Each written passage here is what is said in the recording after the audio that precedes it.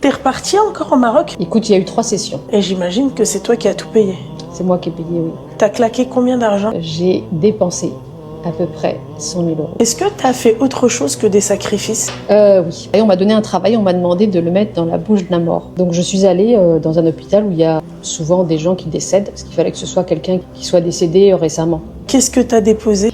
C'était un truc enveloppé avec du scotch, qui s'est demandé donc qu'il le mette dans la bouche, ça se voit pas, et de coudre la bouche. C'est ce qui a été fait. La sorcellerie, c'est bien plus répandu que ce que vous pouvez croire. Et en fait, la sorcellerie, ça ne peut avoir que comme effet des effets néfastes. Allah, Azza wa Jal, dans Surat al-Baqarah, il nous explique ensuite en quoi est-ce que les sorciers peuvent être néfastes.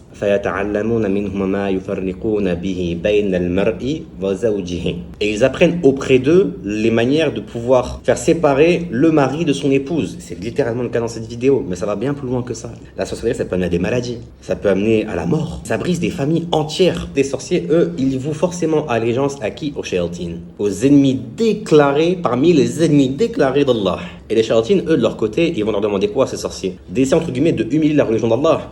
Eh ben écoute, le Coran, tu le prends, tu le déchires, tu le restes à l'envers, tu pries dans la direction opposée à la qibla, tu pries en condition de janaba, d'impureté majeure. Et certains vont même demander jusqu'à avoir des rapports intimes avec certains djinns femelles. Cependant, ces shayatin, ils sont terrifiés de voir quelqu'un qui est attaché à la religion d'Allah. Et il y a de nombreux sorciers qui n'arrivent pas à faire du mal à une personne parce que cette personne-là, elle est protégée par Allah.